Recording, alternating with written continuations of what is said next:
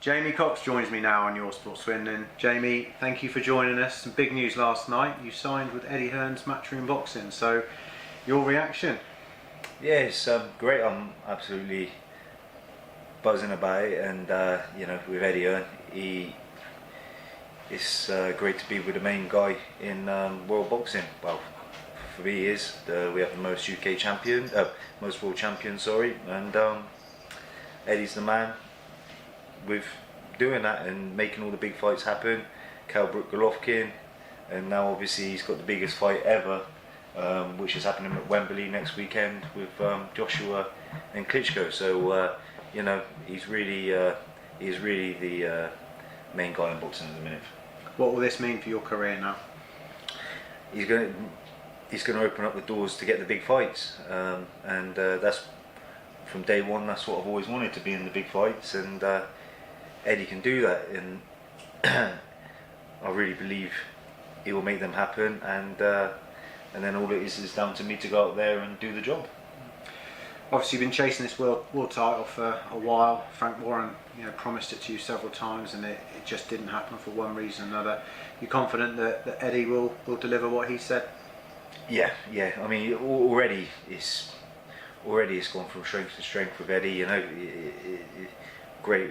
Already have a good relationship with him. He's a great bloke, and a happy fighter is a dangerous fighter, and I intend to be more dangerous than I have been. You were up with Eddie last night at the show, and he was with you all night, I believe, wasn't he? So that was a good experience. Yeah, it was great. It was great, obviously, to be there at the show in Liverpool. Some great fights on there, and obviously I'm mandatory for the British title, watching the Fielding and Ryder fights, seeing how that planned out. And it was great to, I sat there with Eddie, John, my coach, a few guys that sponsor me, Ricky and Chris from Tex Global, and Nice and Clean. So it was, it's great. It's great to have good people around me, Steve, as well as yourself. That's always banging the sport out there, and in this town, the main man from the boxing. That's nice of you to say that, Jamie.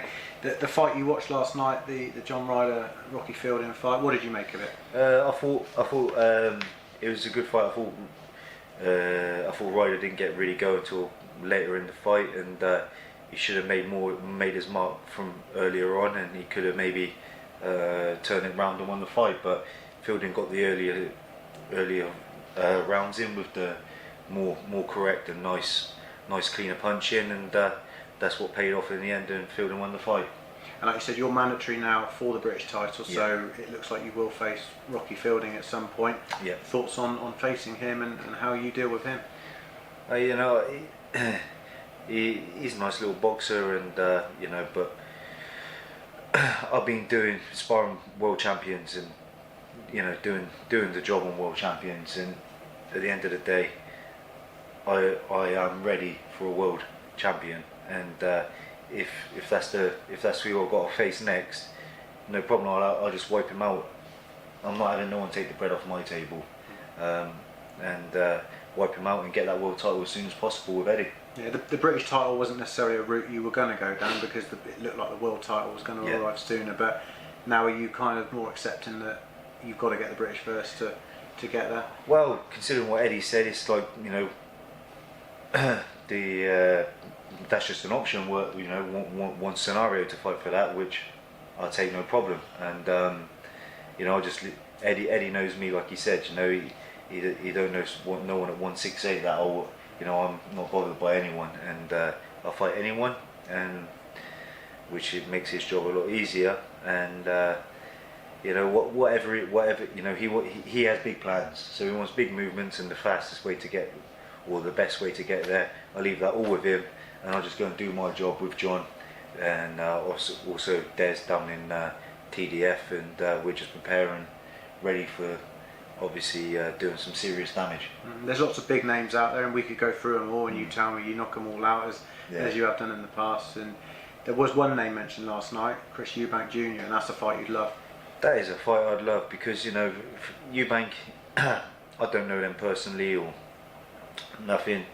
Not a bad fighter. A lot of holes in his boxing, a lot of holes in his boxing, and you know, he hasn't really fought anyone that punches like I do. And you know, when he feels my power, will he be able to stand up to it? Consistent power, I'm not so sure. And a lot, I'm seeing a lot just on social media. The fans are calling for it. I think Eddie's excited by that fight, and it excites me.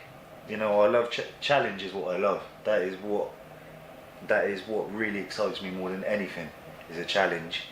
You know, people get daunted by that. For me, a challenge is what life is all about. And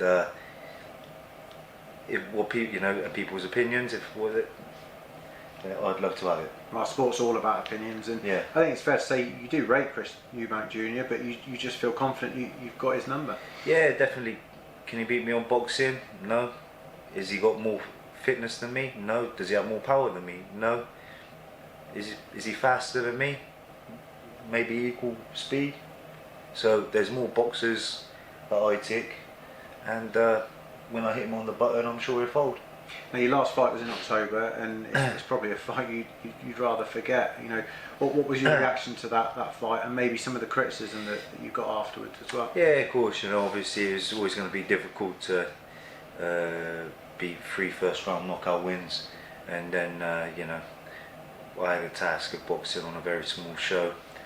A lot of factors behind it, and trying to put on a show. Maybe I put on a show and I wasn't relaxed and thinking about my boxing. I was just trying to make sure I looked good, and I didn't watch enough of the guy, because I didn't really watch the guy, if anything. And yeah, he was a little bit better than what I expected, and you know, it got a bit messy, and he was a bit of a spoiler. I should have looked at him a bit more closely, and seen he was messy, and knew to expect that. Instead, I didn't know, and you know, it played into his part and played a little bit into my head. Whereas if I just stuck to my boxing, I would have finished him easy enough. But yeah, fair play. He stayed the whole rounds, and you can't knock that. And the good thing is, you got to take a couple of good positives out of it. Is that the conditioning was on point. I could have done 30 rounds. Yeah. So it sounds like that was, in many respects, a very good learning fight. Yeah, great learning fight. You'd never stop learning. No one's ever to finish article, so you just got to take bits and from each fight. And the main thing is that it doesn't matter, even if it was not my best performance. It's always an exciting case when I'm fighting. Yeah, you got involved in some nastiness in there, because obviously I think you were quoted as saying that he bit you at some point, and obviously you stuck the head in it as well, and I think he did a bit of that. So that's obviously stuff that you regret. But again, having had that fight and been in that situation probably for the first time in your career, if you now learnt from that, you won't get involved in anything like that again. Yeah. So it won't be. You know, I'm looking not to ever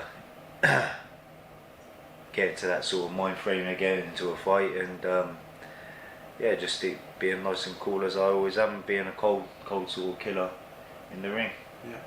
So when are we going to see you out next? Eddie's got a few dates lined up. I'm not too really sure. He's going to let me know the start of this week, and that's it. Just take it from the start of this week. I was actually ready to go Saturday, but obviously tying up a few things, it couldn't really happen. It delayed a bit later, but I was ready for Saturday, so you know, I'm sure I'm going to be out very soon.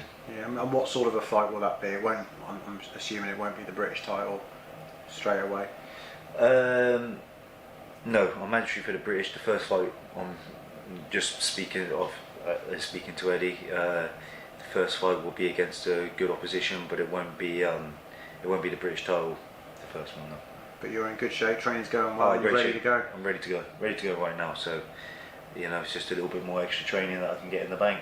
And do you think you'll get a world title shot before the end of the year now? Whatever Eddie feels, I'll be ready for it. It's just whatever direction, however Eddie wants to get there. If it's this year or early next year, it's no problem. I leave all to Eddie. Has Eddie mentioned, you know, which versions of the world title that he'd like you to go after, or is it just about a case of which fights can be made? I think Eddie's happy to fight in any organisation, so it's whatever one he feels is best to fight for. And it's a question we've asked you before. We'll ask it again. Yeah. You know, because we haven't spoken to you for a few months. You know, Yeah. of the champions that are out there, you know, who are the ones to beat? We know that you're confident you beat them all, but Yeah. who are the guys that you rate? For me, obviously, I always said it from day one. Is I feel DeGale's the best one in the division. Like I said, I always love a challenge, and if DeGale's the best one, so be it. Let me get in position to fight DeGale. That's brilliant. Well, Jamie, great news that you signed with Matchroom, Yeah. and we cannot wait to see you back in that ring, knocking people out again. Brilliant. Thank you very much, Steve. Cheers, buddy. Cheers. Top man. Thank you very much. Thank Cheers. you.